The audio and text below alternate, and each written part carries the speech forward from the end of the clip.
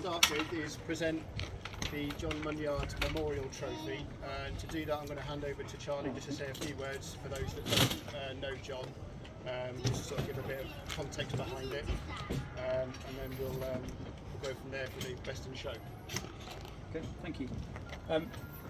Like Pete says, it's tremendous to see you all here. I think I would start by saying that I've been lucky enough to be part of the Corrado Club for 22 years, I think it is this year, and less for 2003 at Woburn Abbey when I think we had about 150 cars. Martin was there, you might remember. Paul, you were there. Yeah. I don't think we've had a collection as big as this together in one place since then, so I think that deserves a round of applause to start with.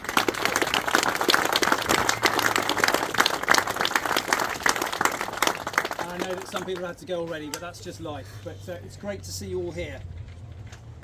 John Munyard, some of you might know John, and if you've had a chance to look at the photographs down here at the front, and again, if you haven't, please come and have a look at them afterwards, was a real character within this club. And very sadly, earlier on this year, we lost him.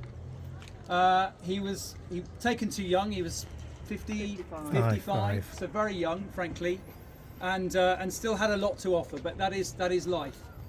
But John was a real character within the club. He was a real character as a person. Those of you who knew him well, we all miss him dearly. I first met him, and I'm proud to say he was the first Corrado owner I ever got to know when I got my car. He was a regional host for the Southwest.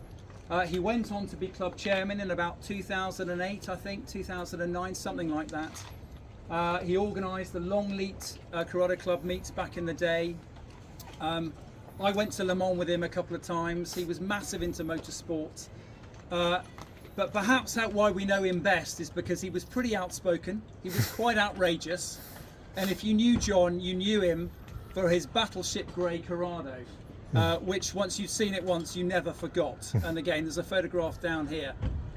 Actually, believe it or not, and time goes so quickly, that was the best part of 10 years ago when John finally had to move that car on because it failed one too many MOTs. And he moved into BMW ownership, but he was as strong in that community as he was in this. And still his legacy lived on. He used to love coming to Volkswagen events, taking cars out at Castle Combe on the track days. And as I say, we all kind of miss him.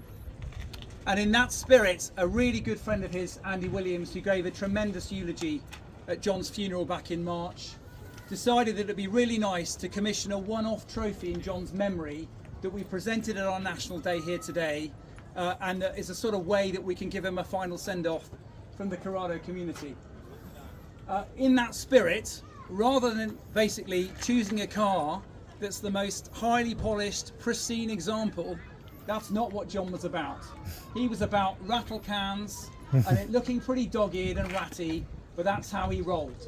And so it's that spirit really that we kind of put our heads together today and want to give a prize to somebody who kind of lives in that spirit, John's spirit living on. We want to run down how we've done the prize winner, because I'm not sure who's come out on top. We've got a number, we know who's won it, so... Well, if you're happy, I think now's the time. Annie, do you want to present the No, award? you. All right. Yep, please. So the winner of the John Munyard Memorial Trophy, the car registration is K93MUF. So whoever owns that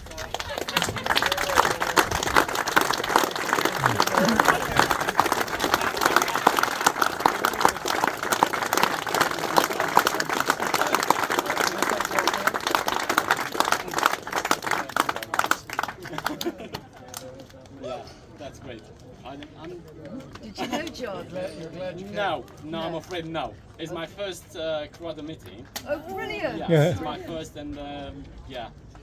So no, I didn't meet, but I reckon it will be a pleasure to. He'd be happy. Brilliant. Well, congratulations. Well done anyway.